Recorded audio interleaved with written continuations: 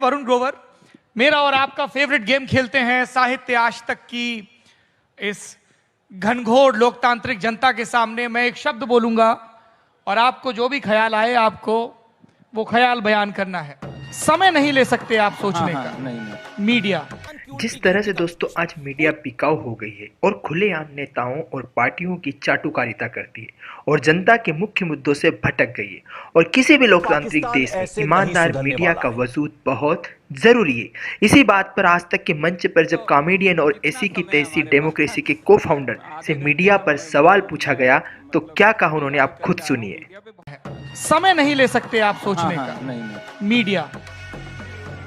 Media इस पे तो कितना समय है हमारे पास। आधे घंटे का मैं मतलब तैयारी करके आया हूँ। मीडिया पे बहुत कुछ बोलना है असल में, क्योंकि लिख के लाए हैं?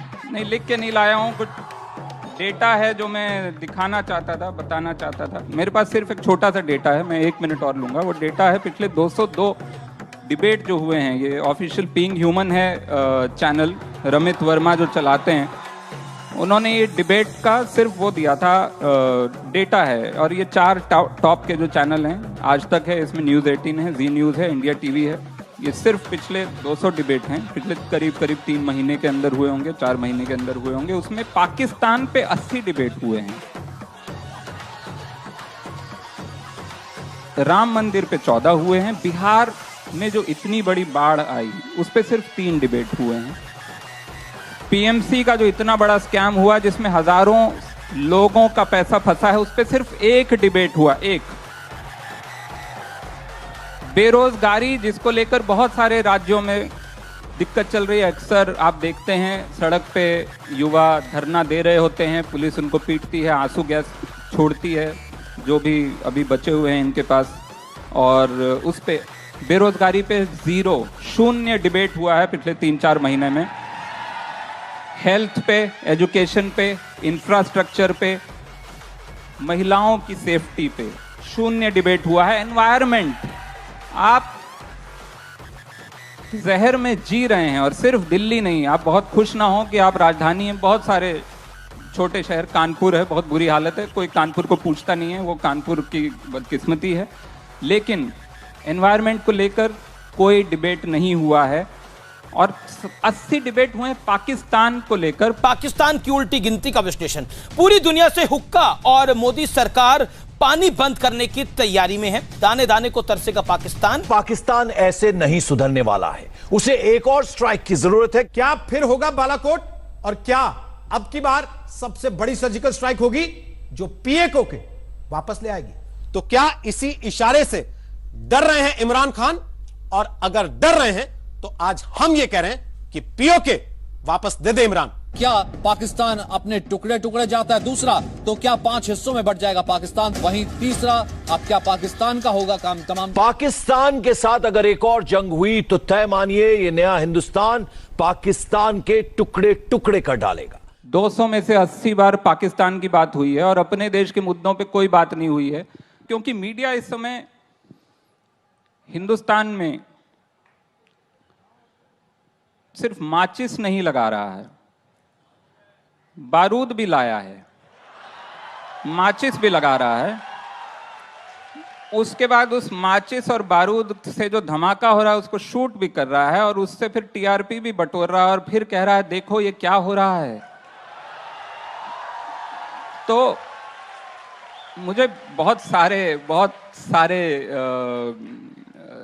गिले हैं मीडिया से। अगर आप जानबूझकर कुछ कर रहे हैं, आप जानते हैं पाकिस्तान इर्रेलेवेंट है, लेकिन हम फिर भी कर रहे हैं क्योंकि आपका मुद्दा कुछ और है। आपको पाकिस्तान के जरिए समाज के किसी और तबके के गले में एक घंटी बांधनी है। जी हाँ, पाकिस्तान के प्रधानमंत्री इमरान खान दुनिया भर के सामने मुसलमानों का रोना रो रहे हैं, लेकिन पाकिस्तान में हिंदुओं और सिखों के हाल पर, या कहना चाहिए अल्पसंख्यकों के हाल की जब बात आती है तो इन्हीं इमरान खान के मुंह पर ताला लग जाता है।